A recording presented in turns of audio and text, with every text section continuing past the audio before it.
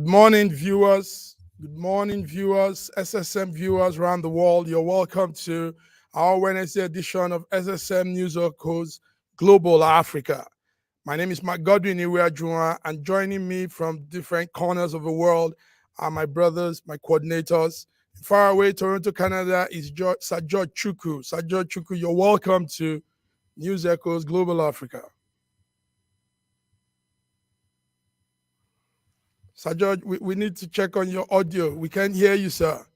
While you're doing that, we welcome our man coordinator in Germany, Stephen Adioye. Stephen, you're welcome to Wednesday Global Africa Update. Stephen, can you hear me? Okay, I think Stephen's frame 2 is frozen. Sir George? We still can't hear you, Sir George. It's okay. Viewers, if you're with us, this is our update, midweek update. Today, Wednesday, 25th of February 2024. And yes, we're looking into something very, very, very important, very relevant in this time. We're putting our searchlight to what we call African largest economy, Nigeria, where our searchlight will be on Nigeria, the disastrous, very, very their living condition of people in that part of Africa called Nigeria. I hope George could hear me. George, can you hear me? It's still not connected, George. Okay. Viewers, the situation is terrible. We are following what is happening in Nigeria, and it's not too pleasant. Meanwhile, anyway, the president has promised millions of jobs by unlocking trillions in the public wealth to boost Nigerians' economy. He revealed this yesterday. He said he's going to raise about $10 billion to increase FX liquidity that will help to stabilize the naira. Bola Ahmed Tinubu, the president of Nigeria, disclosed this yesterday. He also said they will be doubling down the country's gross domestic product, that's the GDP. George, can you hear me now so you can come in and let's talk about this? We still can't hear you, George. It's okay. So the president was speaking, and he spoke also to the vice president, Kashim Shettima, highlighting low-hanging plans to return some government-owned assets. Government-owned asset worth trillions of naira. He said the government is planning to consolidate and maximize returns of those assets. The federal government, they also said, is set to set a goal to raise at least $10 billion. $10 billion is their goal to increase foreign exchange liquidity. This is a key ingredient for them. They say it's a key ingredient for them to stabilize the naira and grow the Nigerian economy. Joining me from Germany is Stephen Adioye. Stephen Adioye, can you hear me? George? Yes, I can. Can you hear me, sir? Now I can hear you loud and clear. Welcome, Stephen. Welcome. It's good to see you. Quite some time. Thank you, sir. Can you hear me? George, are you there now? Yes, it's great to be on this. Nice. Beautiful. Nice, gentlemen. Gentlemen, I'm happy your mic are working well. I can hear you loud and clear, and your visuals are bright too. Nice. Okay. You're both welcome to News Echoes this Wednesday, 25th February 2024. Our satellite is coming on Nigeria. Today is our Global Africa News Update. So we're looking at what I termed disastrous living condition of Africa's largest economy, and that's Nigeria. A lot of things are happening. The president yesterday promised millions of jobs by unlocking the trillions of dollars in their public wealth to boost the Nigerian economy. Also, They said they want to increase the foreign exchange liquidity. They say it's a key ingredient to stabilize the naira and grow the economy. But meanwhile, while all these big talks are happening, gentlemen, there's protests in Nigeria. It's spreading from the southwest, or your state is seeing protests to the north, to the south. So I want us to put our satellite on Nigeria. Let me start with you, George. George, are you following what's happening? Are you following what is happening in I Nigeria? am very well following what is going on in Nigeria. I'm very well following the diversification of everything that is happening in that country, the deaths, unreported deaths that are happening, malnutrition upon the children, and everything. You see, when we start dealing with this situation in our country, we have to go back to the root causes of everything. Because whether we like it or not, this was a deliberate plan and strategy from the north to make sure that Nigeria is mortgaged to the very, very end. We're talking about Buhari in 8 years of administration, borrowing more than, increased our debts to more than 80 trillion. Okay, so if you calculate what was borrowed during his administration, go back all the way to 1960 up until all the leaders combined together, this one person had actually borrowed more money than any other president. I mean, when you combine all of them together. So you ask yourself this question: why was it so? Why was it so? Why are we spending about $2 billion under Buhari administration to build a railroad that is leading us to Niger Republic? $2 billion to go build. Meanwhile, in Nigeria, we don't have effective railways that can transport goods from the east to the west and north and south. I bet we're spending 2 billion. Let me tell you something, whether we like it or not. What happens to Nigeria? We are a people that deals with now. Now, we forget about what happened. The kind of the state of affair of our nation under 8 years was so bad, and they were masking it all with band-aid, pumping out resources out there. Today, Bola Ahmed Tinubu is dealing with situation that is almost impossible to deal with. And he completely did not know that it is not business as usual. He did not know that until he came in. Now, all of a sudden, the effects of yesterday's dream has become our today's necessity. That's what's happening today. All of a sudden, we want a overnight miracle to take place. It is not that easy. And I don't care who you are. We got to be fair about this, because we were mortgaged all the way to our neck during Buhari administration. I know it's the same party, but it still doesn't make any sense. What is the same party or not? It's two different individuals, two different groups of people ruling Nigeria today, whether under the same under the same party or not. So this is something that is really happening. And on the other way around, I am seeing all these promises being made.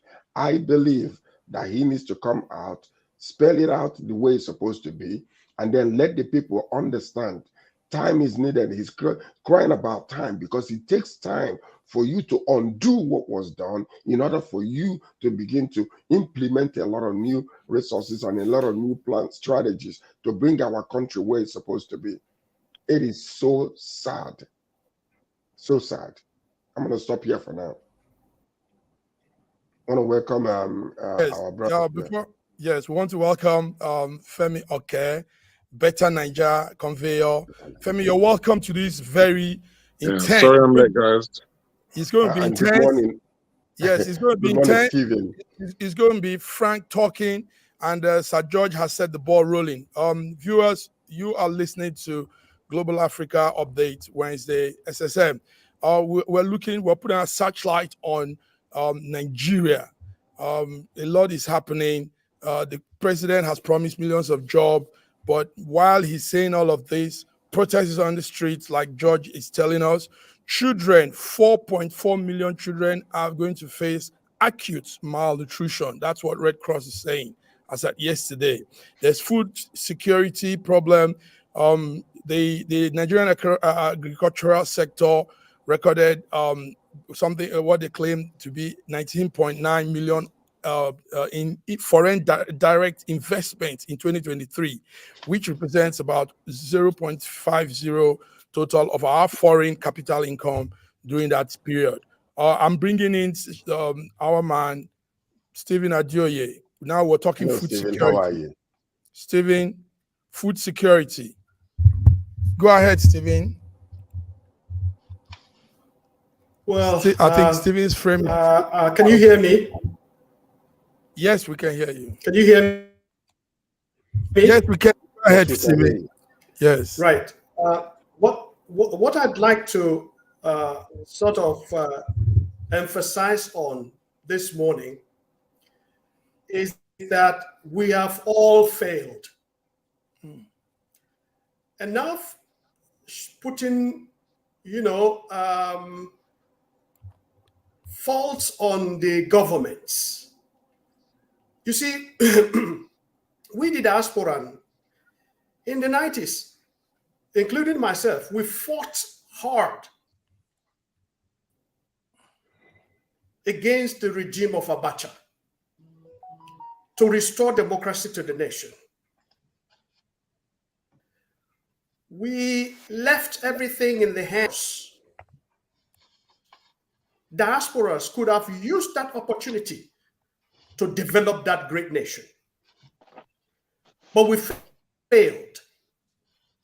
And we left everything into the hands of politicians who are not entrepreneurs, who do not have manifestos, who do not know how to bring the country to one place to the other. All they knew in the past and now is to be putting money into their pockets. So there's no country in the world that can be propelled, no economy of the world that can rely very much on the government. The government are this, where business will fluctuate,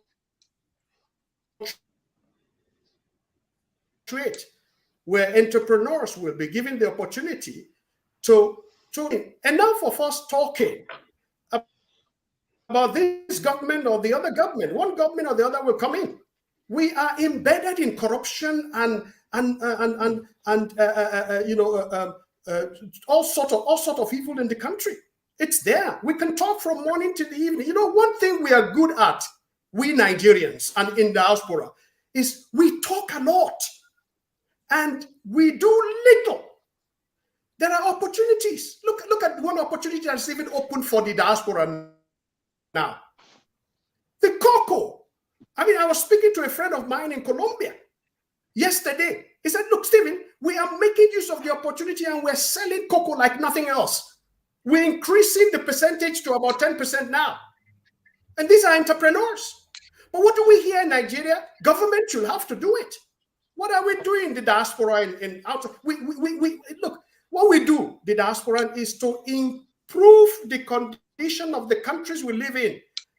Make a name. But when it comes to Nigeria, let's shift narrative to us. What are we doing to actually stop the death of 4.4 million children? What are we doing to eradicate hunger and disaster in Nigeria? What are we doing to improve the security in Nigeria? When we start shifting that on us, then the solution begins. Thank you. Thank you very so much. George. Listen, it's intense, like we said, and our viewers are increasing also. I'm happy you guys are putting up factually, no sentiments. Femi, the vice president yesterday said Nigeria has no business being poor. He emphasized the need for Nigeria, Africa's most populous nation, to get into the level of food security. He said we have no business being poor. Let's leverage on science and technology. Meanwhile, The vice president is saying this, and we're still hearing news that you can't farm, you can't do a lot of things because another man countered what the vice president said, and that's the former Attorney General of the Federation, Justice Michael Aondoakaa. He said, our problem is faced, what is happening now is because there is insecurity. So people can't go to farm, people can't do what they normally do to feed themselves. Femi, how do you see all of this? How is Nigerian situation today? Right. In addition, the vice president said that a lot of the protest and insecurity things that are happening now and the dire straits is down to the opposition. And I want to agree with him, not completely the opposition, but I want to agree with him in the analysis that you just portrayed there, which has no basis in reality.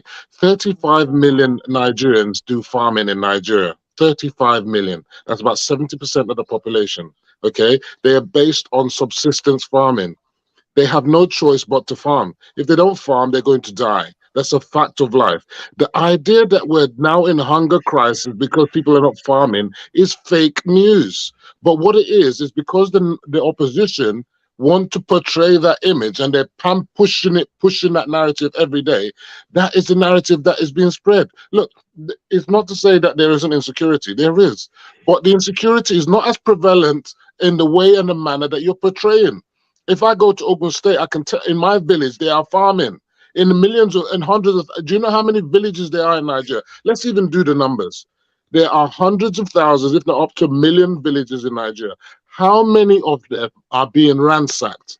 You know, you talked about telling the truth. I want to tell the truth to Nigerians. Stop lying and tell the truth. Okay, why don't we go out there now? And this is why I blame government. Government should go out there with their PR teams and go to villages to show people that actually people are farming. It is safe to go to the farming. There are specific areas like in Plateau, in Benue, in Taraba and Nasarawa, and certain places in those areas, not everywhere in those areas, where there are clashes, and there are few and far between. They're not in every local government. They're not in every single village. Let's tell ourselves the truth. And I want to align with what the other two have said. And the problem is we lament, we complain, and we do not get doing what we need to do. It's not the politicians that are going to produce. It's not the politicians who are going to go to the farm. It is Nigerians. And I've been saying it for a while now. I've created a series called How to Fix Nigeria. And the problem with Nigeria is a supply side issue.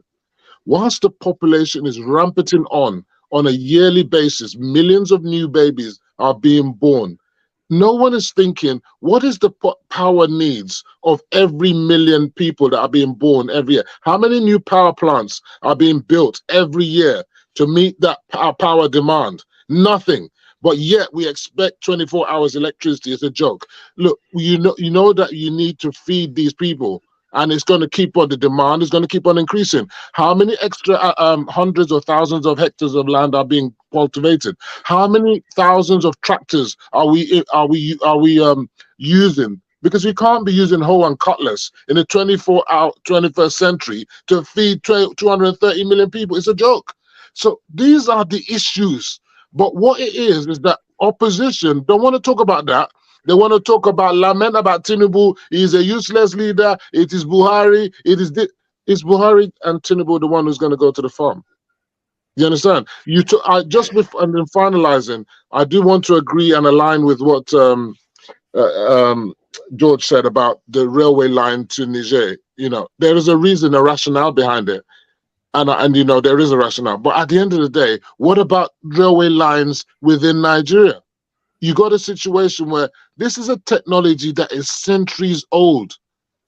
Centuries old. And Nigerians cannot build their own railway system themselves. You have to rely on the Chinese. In the 21st century, it's a joke. It's a joke, and we're not telling ourselves the truth. We prefer subsidies. We prefer free. Nigerians have been breastfed since the 70s. Breastfed on subsidies on foreign exchange, subsidies on petroleum, subsidies on electricity, subsidies on imports. It's been so much, our belly don't food, but we don't realize that we need to wean ourselves to that crap and focus on reality. I have 2 granddaughters. I know how difficult it is for them to leave their breastfeed. They're over 1 year old now, to leave breast milk and get to start eating solids. And they're suffering. They don't want to eat those solids. This is what it's about. Nigerians need to start eating solids. Okay, listen to George, this. go ahead, I bro. want to just talk right now. See, what one thing we are, we tend to forget so fast, so quick. We are blaming everything. Oh, Nigerians, this. Okay, let me tell you what is happening out there in the streets is not by the opposition. It is reality. It is calling phone, people on the phone, people calling you, begging for money. What they had in their bank cannot even buy food anymore. It's reality. What I'm talking about here is this. We forget how many months it took to fight Buhari over Mieti Allah.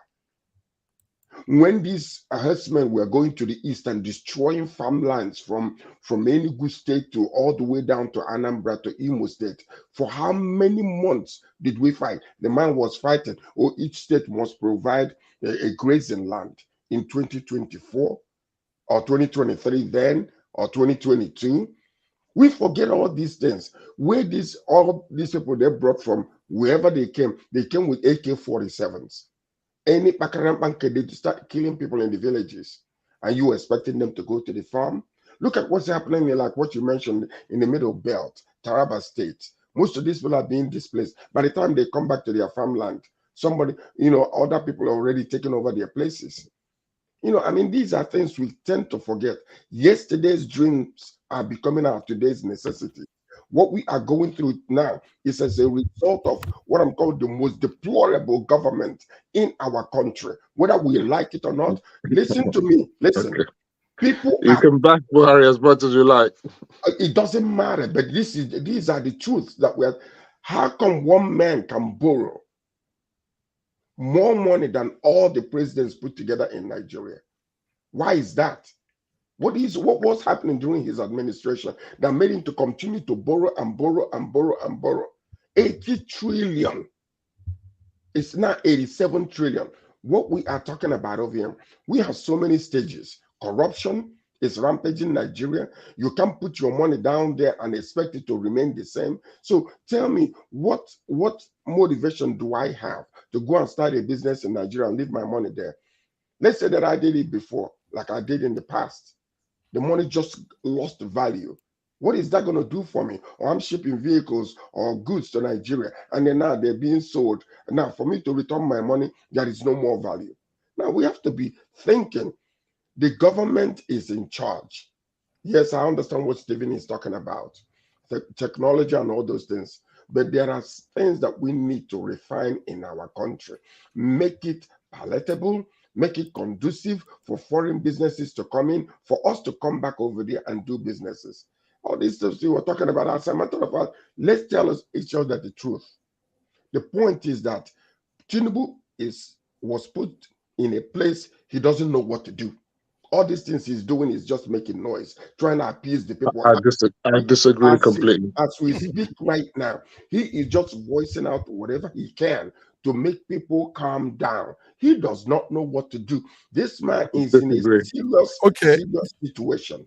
Thank you, George. He's doing things to make people calm down. But how long can people be calm? How long will that take? Stephen, let's come back to this agri thing because that's where it affects the most.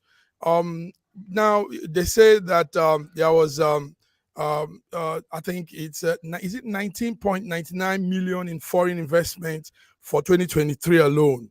And that's just like 50% of our total foreign capital during that period. So what we're saying is, do we have to wait for foreign investors to come in? Why can't government itself? I know Femi says we can't wait for government people can do, but some policies that government makes affects our daily lives. So when those policies are not put well, obviously things will go well. Now coming to our Greek, Stephen, do we have to really wait for foreign investors to increase our GDP?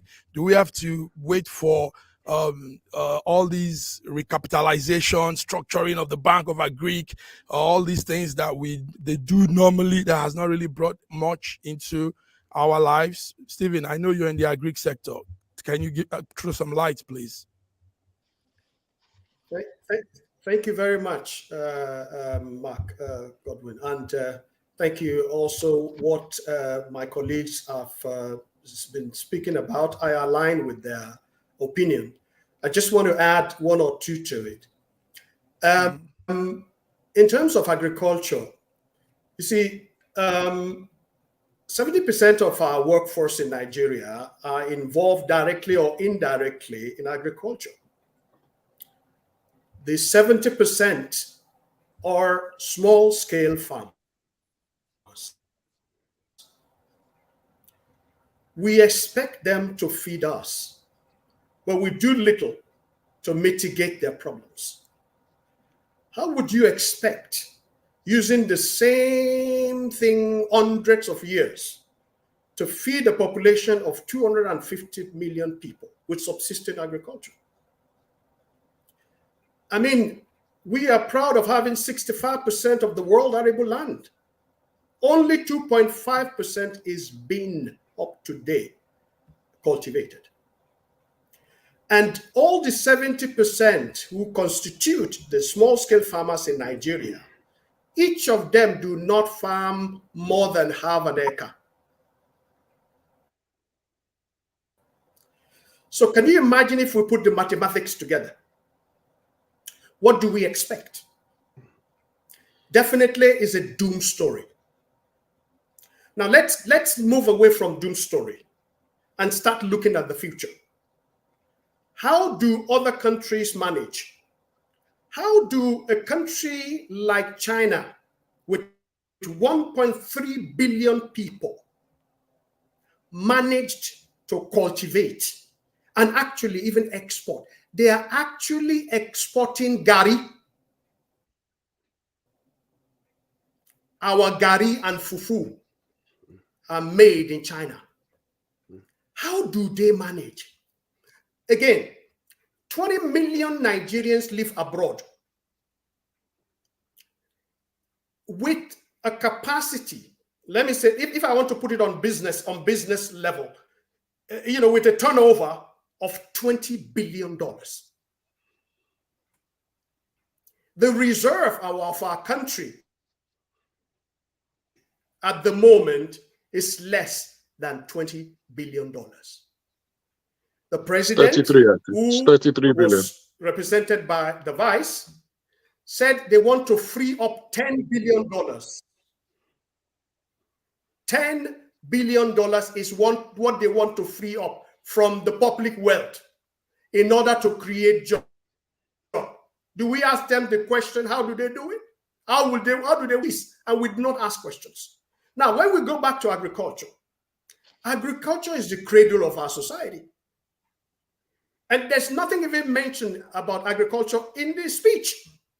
So taking away the backbone means that we will always live without food, Look, there's a saying in Yoruba that says, as long as the problem of food is not part of your problem, then the problem is almost solved.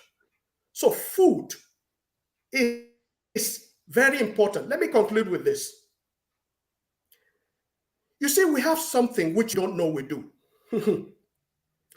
We are lucky that we're not like Europe or United States or these countries that have used a lot of chemical to destroy their land. I'm even happy that we only cultivate 2.5% from 60%, which means the 60% that remains will yield organic food. Guess what? Organic food is the talk of the day. We have it all. Our cocoa is one of the best, but we sell cheap cocoa because we just want to make money. All we see is nothing but the short-sighted. We don't see further. We don't see how to create, value on everything we produce. Farming, of course. But what is the added value? So stop complaining. Thank you, In fact, we have put something together. It says we're talking about, can I just finish? We're talking about what we call the diaspora direct investment. All the diasporans with their 20 billion sending money home. My niece told me yesterday that a bag of rice is now 67,000 to 70,000 naira. Who can afford it? Who can afford it? And yet we're throwing money out there and we're not doing much. So let's cultivate, process, package, make, the brand a household name brand. We're sending, there's an article that I read that we established churches in South Africa. But the South African, what do they export to Nigeria? Telephone communication system, their supermarkets, and all this. What do we learn from them? What do we export MTN and everything. Abroad? Okay. African shops. We are coming back. Gentlemen, I know you're all passionate about this topic today because it's really intense. What we see out there is not good. As at yesterday morning, Dangote truck that was moving was stopped, ransacked, and they plundered all the whole goods there. And this is all the sign of hunger in the land.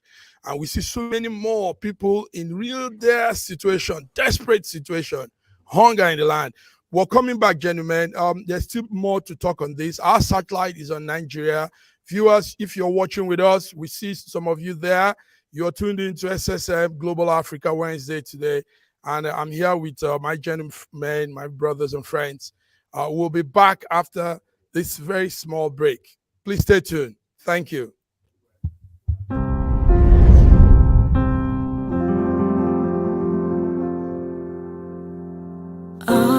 Arise, O compatriots, Nigeria's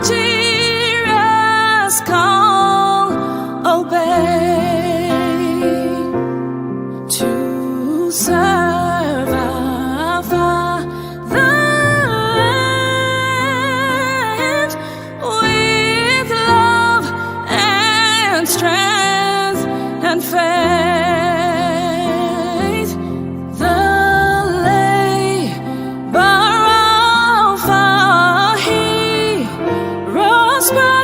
Shall never be in vain to serve with heart and might, one nation bound in freedom, peace and unity.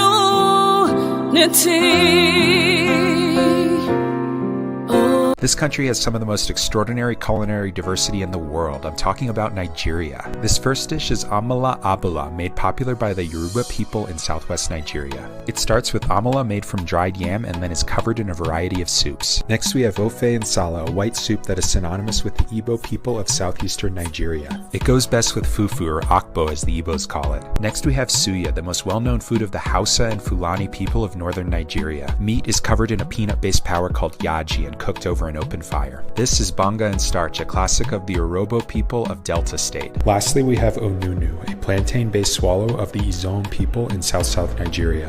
We are eating it with fisherman soup, popular throughout this whole region. And of course, we don't forget the jollof rice. This is popular everywhere in Nigeria. I think what makes Nigeria so great is the diversity of all the different people coming together. These beautiful ethnic groups living side by side, sharing culture and cuisine is what makes Nigeria such an amazing country to visit. Nigerians should be so proud of that cultural heritage, as there is so much more that unites than divides them.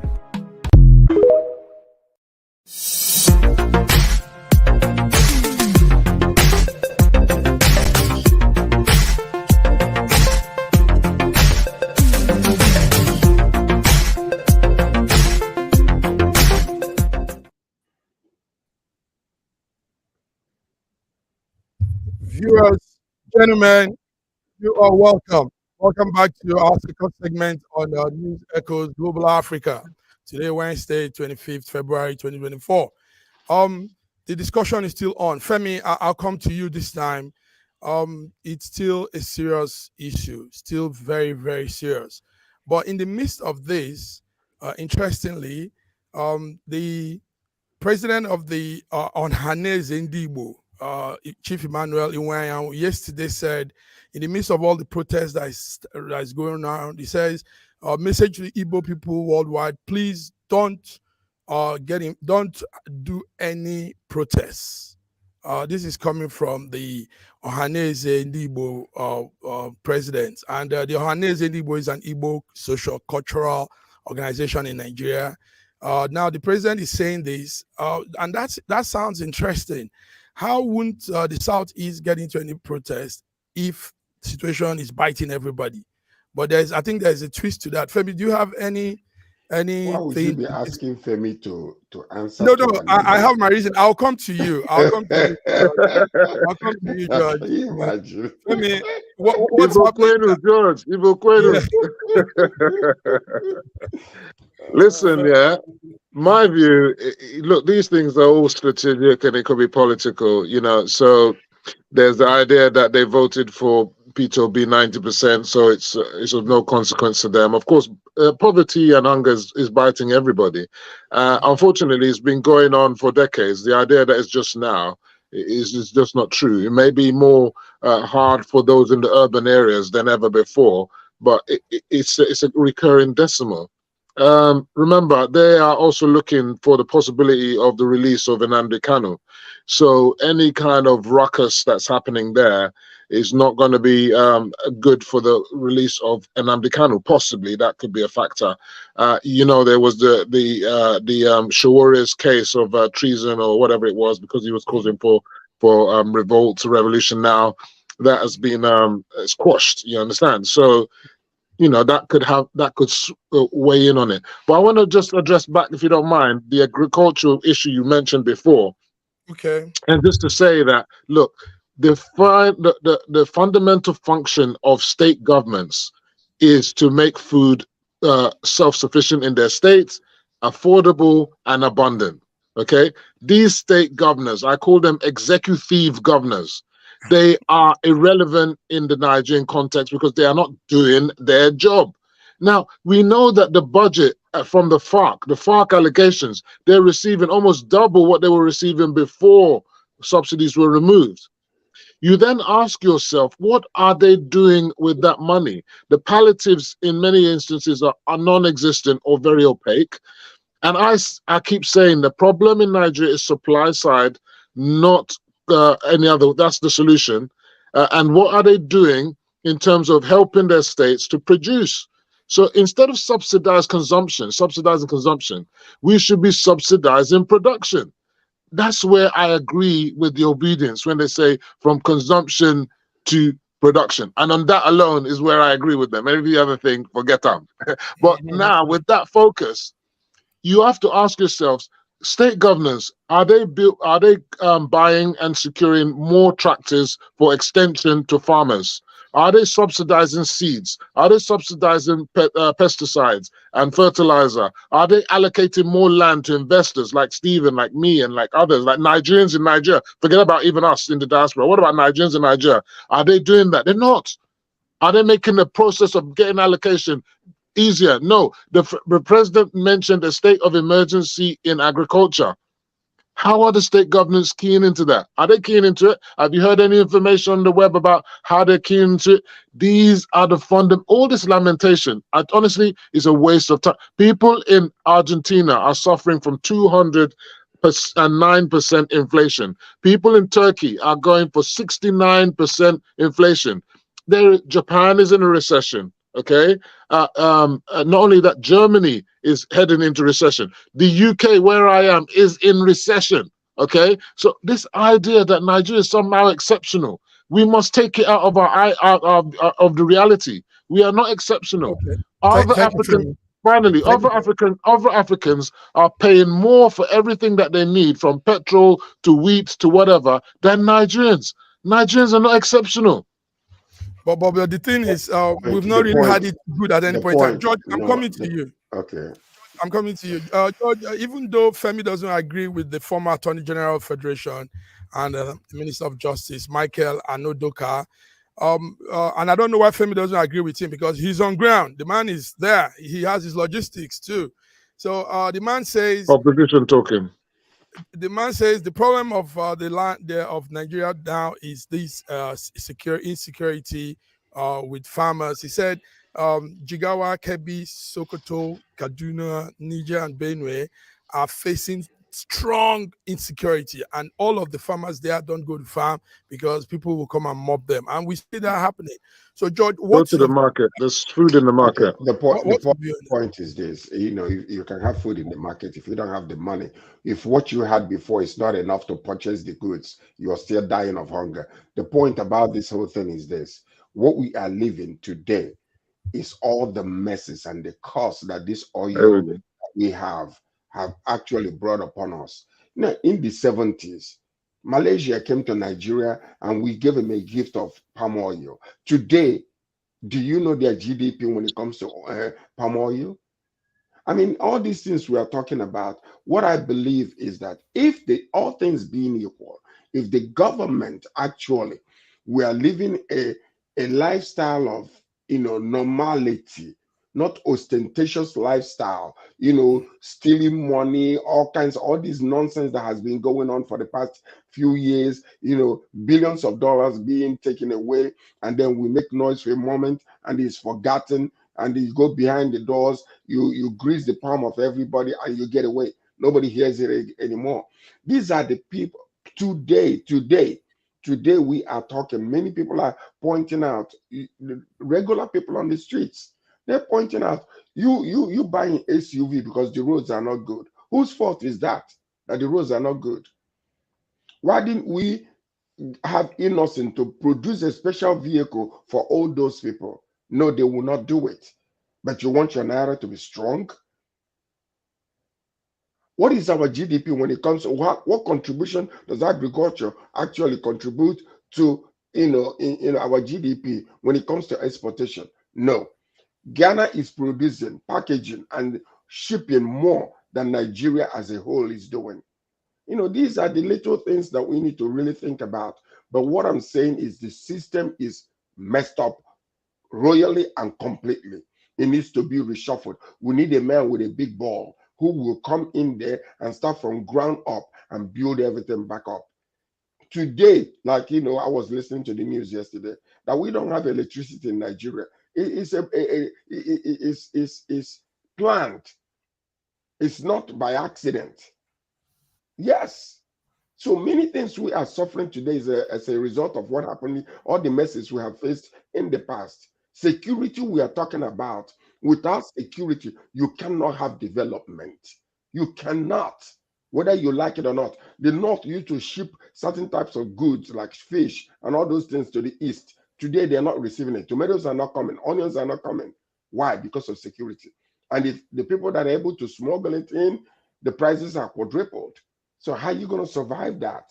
So what we need to really do is, we can complain all we want to.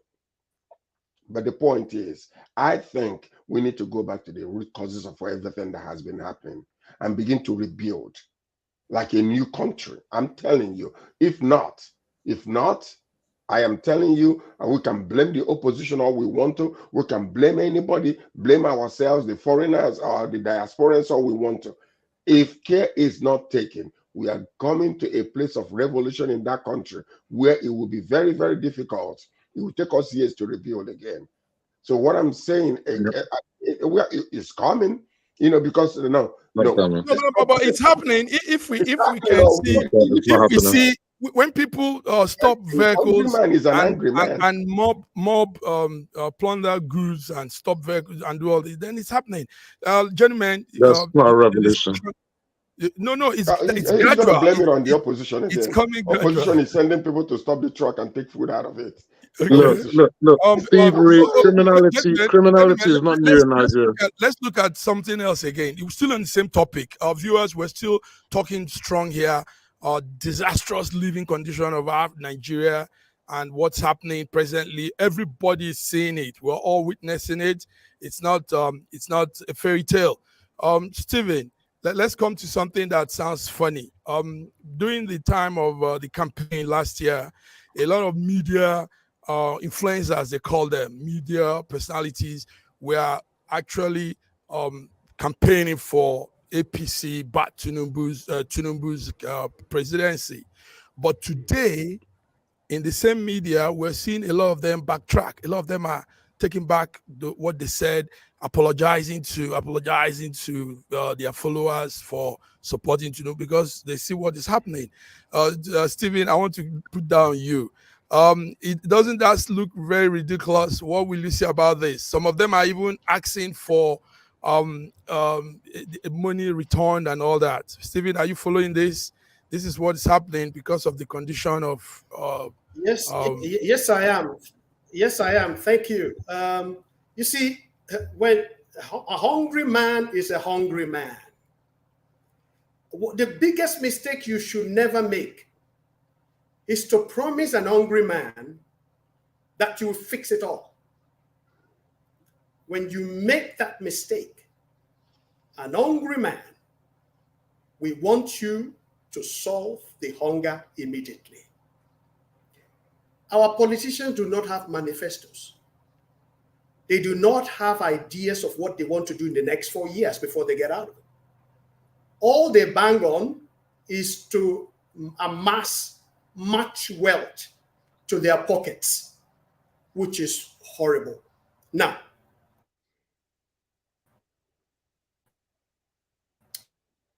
having said that, you see, to the decision they make. In Europe here, before I go to elect anyone, I need to know what this mayor or this councillor promised to do, what he has done before, and what he will do in the future. I will carefully weigh my options. It doesn't matter that I voted one party last year, and when this party refused to do what should be done, I'll still have to vote him. And I never receive any bag of rice or money in my house or somebody coming to infiltrate my mind that I need to vote for them. No. So as long as we have this system, the one who give more is the one who get my vote in Nigeria, then you will have all these things going on all over the places. In conclusion, we need to establish a system that gives our people the dignity they need. How can you, for 1,000 naira, sell your birthright? Many people do not actually know what voting is because they're not enlightened. So imagine when a man comes and prompts. I've had the experience. And I got out of this race. I was once a gubernatorial candidate. But when I saw the mass of corruption, and I said to myself, it is not poverty that breeds corruption. It is corruption that breeds poverty. And when we don't see it that way, we will always have second opinion regarding the situation we are in. So anybody who had voted and come back to say, I am sorry, who is he sorry to? Who is he apologizing to? Okay. Who needs his apology now? Thank you, Stephen. What has to do now? What does his vote have to do now? Let him go on to the farm. Let him go to the farm. Let him go to the farm. The farm is the thing. Let him go to the farm and farm.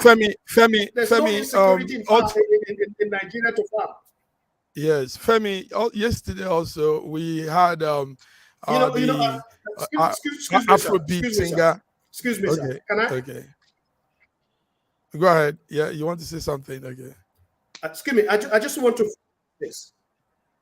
You see, we developed what is called Green Village. When I was young, I was born in Ibadan. When I was young, my father has friends who are Fulanis and Hausas. They come to visit us every year. We enjoy good relationship with them. When I saw what is going on in Nigeria, we then developed what we call the Green Villages. The Green Villages is there to actually provide for all. Do you know that the reason why the Fulani and the Hausa comes to the south is because of the green pasture? So we create a belt for them in these green villages, where those who are coming with their animals will have a place to stay, and they will graze their animal in the belt that we create. And one other thing, their animals will produce dung, and we will use the dung for bioenergy. You see, it's just innovation. Just innovation. Thank you very much. I know you and your Green Village project. Good one. Femi, like I was asking you, Davido, the Afrobeat singer, announced he's giving 3 million naira donation to orphanage homes around Nigeria. Now, is it really, most of us in diaspora are doing similar thing. We're giving and, supporting them, helping them in this time. But is that the solution to all of this? How long can we give? How much can we give? Will this giving money and all this solve what is going on now? Femi? Yeah, so unlike George, people have been begging for money for decades from me. So the idea that suddenly there's an increase in people begging is not the case. They've been begging from time. There's no difference. That's the reality of Nigeria. Now, going to whether you can give people money to but it's better to give them the tools to fish rather than to just give them fish. So, and also people like me, I'm trying to get into farming now. So I've got some hectares of land in Ogun State. I'm going to actively be farming. So I will be able to say I am a Nigerian farmer and I'm feeding Nigerians. I won't be able, people can't be saying to me, you're in diaspora, you're in diaspora. I said, well, if you're in the diaspora and you can actually help feed Nigerians, you're doing a good thing. So don't sit down here and just be complaining. A lot of Nigerians sit down in UK, in Canada, in Germany or Italy, and just be complaining, talking about there's no food in the market when they're not even in Nigeria. They don't know what's going on. In every single market, there's tomatoes and onions and everything. This stuff about there is no food is not true. And George actually acknowledged that it's not a matter of no food. It is the cost of the food. That's a different thing entirely. If there was no food, we will know there's no food, but there is food. So that dispels the notion that insecurity has stopped people farming. Food is definitely insufficient numbers. It is the cost that is the problem, and that's down to transportation costs. Petrol has gone up, transport has gone up, the FX going down. So many things are influencing the cost of food. But then the only solution to food price inflation is to grow more food. And I'll give the case of Brazil as an example. The reason why Da Silva Lula has been re-elected was because in his first term of office, when he was there for the first lot of terms, he made food abundant and he put in place so that even if you're poor, you can get food at very discounted rates. Food is not an issue in Brazil. You understand? They have other issues, security issues, they have other issues, but food is abundant. And any government that doesn't understand that, like I think Stephen said that, don't understand that a hungry man is an angry man, and the first thing you should focus on is food. So you need to start galvanizing hundreds, if not millions of Nigerians to go back to the farms in their various states. Whether it might not be, and every state can do its own thing. I think every state should start to become self-sufficient. Because if there are people are saying in Niger State, we're not going to be sending stuff down south, then you say, good, we don't want it. Who's going to suffer at the end of the day? Is it not the people in Niger State? Because to them, sending stuff down south is almost like their earnings. It's like income for them. If they don't sell, they're not making money. So they have to sell. So what the governor is doing is ridiculous. You understand? In Nigeria, we have freedom of movement, freedom of trade. People should be able to do and go anywhere they like and do whatever they like. What we should do, I mean, in terms of within the law, of course, we need to encourage production in every sphere. And by reducing the value of the naira, it makes Nigerian exports more profitable. Foreigners will want to buy made in Nigeria because the naira is weak. You understand? We should be focusing on that instead of lamenting that we want to continue importing. People are saying, open the gates so that we can import more rice. But they haven't told us where the money is going to come from to keep on importing rice, keep on importing wheat, keep on importing all the things that we want. Where is the money going to come from? People are saying that we should go back to pallet harvest. So the fact is, subsidies is back. If you don't know it, I want to tell you, subsidies is happening right now. And that's because of the devaluation of the naira. Okay, the naira is devalued, but pump prices still staying at 600 to 700, whereas naira is devaluated over 100%. So that means the pump price should be over 1,000 naira now, 1,005 at least. But that means that subsidies is back, okay? But Nigerians, and I keep saying this, and I want to say, we must tell ourselves the truth. Nigerians fed on subsidies are the most ungrateful people on the planet. They keep on condemning this government that's even giving them subsidies today, and they're not being appreciative of the subsidies that they're receiving. They should acknowledge that they're receiving a subsidy right now. And I think government media should go out there and tell people subsidies is back. Oh my God. Femi, wow, listen, let me ask you a question. They should be grateful, right? Absolutely grateful. Okay, George, so, people that don't pay taxes, people that don't take taxes are wanted to take the Commonwealth. How can they not be? That's ungrateful. That's outrageous. Your bed is how you're going to lie on it. Because number one, all things being equal, all things are not equal in Nigeria, whether you like it or not. That's the bottom line to it. Okay, so you don't tell me they have a welfare system. Medical situation in Canada, in UK, the same thing, and many other countries. They offer. You pay your taxes. Hold tight. Set the system up. Set the system up. If we set a system, that's why I say we need to go back to the grassroots. We need to go back to the fundamentals. We need to come down and begin to rebuild our nation. Even these palliatives that we're talking about, we don't even have any system to make sure that it's equitable and it's fair and it's just all across the board. We don't have that system. It's Nigerians that will patronize the system. I must confess that Femi gave some good points there. Yes, there's some very painful things to say. No. You can't tell me what God gave me as an inheritance, as a citizen of Nigeria. You are governing on top, and you living in a fanfare and fancy ways, and the people down there are suffering. Let's just forget about that. George, I agree with you. Hold tight. George, I agree with you. Hold tight. Tinubu is a rich man. We understand that. Even the children coming out to talk, to appease the nation, that's another issue that we are talking about here. It could be a double-edged sword, because it could be a double-edged sword because the people they haven't eaten in 3 days and they're hungry, they're out there, and you're telling them to be patient until my child dies. Yes, they should go to the farm. They should go to the farm. Go to the farm. Let them go farm. Everybody doesn't live in that place where you can go and farm. Then you leave that place. Can I ask you a question? Let's come. Gentlemen, we have 5 minutes extra. We have 5 minutes extra. 1 second.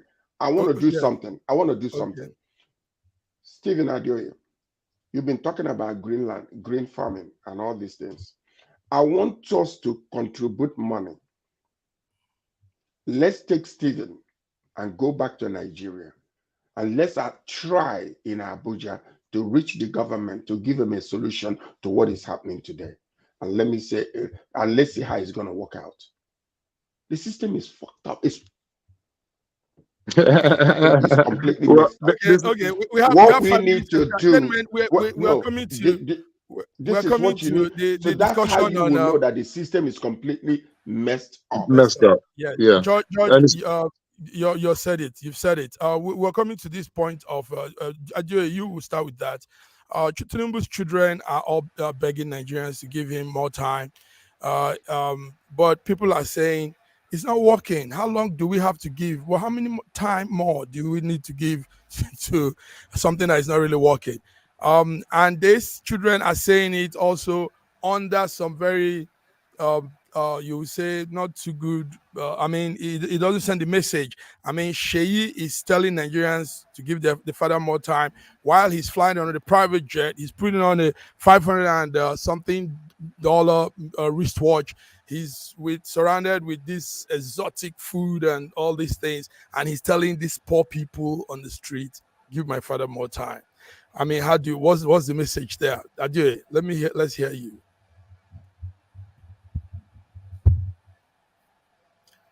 The message is corruption and nepotism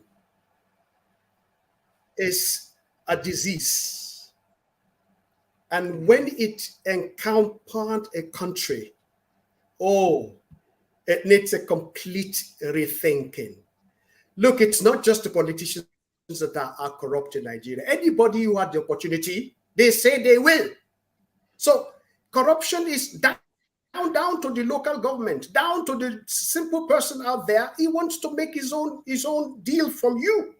He wants to rob you out. I was in Nigeria once and I went to buy a bottle of Coke. I gave the lady 500 naira.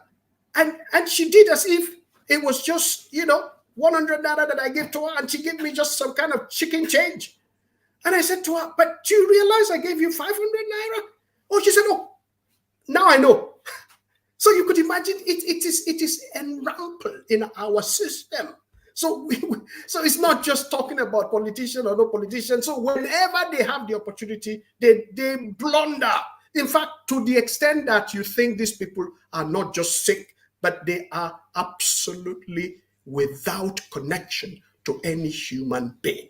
I mean, can you imagine flying over all the ghettos in your country, and you fly to other country, and you fly back, and you live in a luxurious life where you should be serving the people are serving you? It's just like, it's not even in animal kingdom. In animal kingdom, there's a respect, but you don't respect the people that vote for you. So that's why corruption breeds poverty. Nepotism is a your Tinubu son and the daughter were living overcome that luxurious lifestyle, but sending a message to Nigerians to give their father more time. Don't assassinate the messenger. Listen to the message. Just because, like now, I'm in London now. People will say, well, you live in London, blah. Does that mean I can't send a message to people? I can't tell people the reality of life? It doesn't matter who the messenger is. You should focus on the message. That's one. And two, I do believe that the presidency needs to come out and speak more to Nigerians. He shouldn't be a silent president like President Buhari, because we had 8 years of Baba Goslow, who was afraid to come to the media. President Tinubu himself needs to come out and do, news media's presentations at least once every 2 weeks or so. It needs to happen. We need to have that all the time, so he can speak to the people, especially at this time of economic and insecurity crisis. He needs to speak directly to them. And going back to the reality about giving time, he's got a mandate for 4 years, so people expecting the result to happen like in 8 months. I think that's just unrealistic. And the opposition saying that Tinubu must resign so that we can now install another northern Muslim president, I think that's ridiculous. That should never happen. The point is, it's 8 years, and if I was President Tinubu, when I took office on Inauguration Day, people are condemning him because he said subsidies are gone. If I was the president, at that day, I would have said, guys, subsidies are gone, and things are going to be difficult for the next 2 to 3 years. Don't expect anything to be happening that's going to be great. We're all going to suffer. And you know what? I, for one, I'm not going to take any salary. You understand? I'm going to do all these cutbacks, all that SUV stuff that should be made at innocent, not imported. All that yacht stuff that should be curtailed, all those things should be curtailed so that the people can see that as president, you too are willing to sacrifice. Look, I'm eating Gary like everybody. You understand? I'm doing the same thing like you. Go have pictures of him in the villa eating Gary. You understand? Pictures of him going and the people in the kitchen making stuff made in Nigeria. That's what we will want, and that's what he must do. And all the ministers need to be doing it as well, not just him. Say, look, I too, I'm not buying bread from abroad. I'm buying everything made in Nigeria. You two do like I'm doing. You understand? Even in fact, I've already set up a farm in Aso Rock. Come and see the farm. And then he can even have daily pictures of video of how that what he planted in Aso Rock is growing. So people will know that if the president alone is growing in Aso Rock, who am I to be talking about hunger? I'm going to do the same thing. This is what we need from our president. By example. Now you speak well. All right, George, our time is up. I don't know what you have anything to add to this. Listen. We need leadership by example. I appreciate the wishes Yeah, I appreciate the we, visit of my brother. Femi. the problem is I appreciate it so much. But may I say this? This is a sad news. Can I finish? Let George finish. Will Let not George finish happen now. Let in George finish. Nigeria. Let George finish. This Let can George only finish now. happen in Nigeria when okay. Let George this finish can now. only Go on, happen George. in Nigeria. The problem when we have, you have the someone, problem we have with the government in Nigeria, they are completely disconnected, disingenuous, and ineffective because they are up there not knowing what is going on down here. Unless without all this mess that is going on the streets, they will not understand how dire people are when it comes to things that are going on. But if you're making promises without any tangible step-by-step way of achieving those things, it still does not give people hope, because we have had it before. Stephen, you were talking about reading manifesto, doing this and doing that. It doesn't work in our country. That's why we have to go back to the grassroots, because they promise you heaven and they deliver you hell, and nobody says anything. And that's all it is. And that's politics in Nigeria. The ability to promise and continue promising, but when you cannot fulfill it, the ability to excuse yourself and get away. That's politics in Nigeria. So what we need to do, you see what you just did right now, Femo? We need to capture that and send it to Aso Rock. Yes. I think let those young people. The network will do that. The network will take that part of that speech. Yes, let it exactly. That's a dead fish when it starts smelling from the head. May I just say this? Now come may around. I just say this? Mm-hmm. Go ahead. May I just say this? Let's be realistic. Let's be realistic. Nigeria is not Uruguay. The president of Uruguay scored a mark because of his lifestyle. He was on a Volkswagen. He went to farm. He has no villa. He had no villa. He had nothing of that nature. He identified with his people. But when we look at the situation in Nigeria, we could have wishful thinking. But this wishful thinking to come back to reality, it is almost impossible. Now, let's give power to those the power belongs to. Entrepreneurs, the people on the street, the farmer themselves. Give them tools. Let them have enough tool that they can feed us in the country. Eventually, the president or whoever can come up. If he doesn't come up, that is his problem. But we're talking about, we all have family back home. We're talking about these people that they are suffering and they are dying. We have family back home. We're not talking about these few people who are in the power. What do they have to do with us? What we want to talk about is not to go into wishful thinking, getting them to be what or what. We want to make sure that we empower our people, get them to be good farmers, get them to produce food for us, Thank you. And leave gentlemen. We were favored to George. We were favored to have extra 10 minutes, and it's off now. But listen, this shows how serious the issue is, and it shows how you guys are passionate about seeing something good happen. Thank you all very much, viewers. Let me also tell you that we had quite some number of viewers here, about 2,000 of them watching direct from different social handles. Viewers, this is it. We have come together, Nigerians in diaspora, concerned about our country, and we've said a lot about the disastrous living condition of our people back in Nigeria. We hope that those in power are listening today, Wednesday, 25th February 2024. George, I want to thank you for coming. Femi, okay, thank you for coming. You said so good. Femi, the clip will go viral. We'll make that cut out and make sure it goes viral. We'll see. Thank you very much. Yeah, thank you, Stephen Adjoye from Germany. You guys have said it so well. So till we come again on Friday, South Africa is going to the polls May 29. So let's talk about that on Friday, gentlemen. Come along and let's talk about it. Until then, have a beautiful week. Bye-bye. Bye. Bye.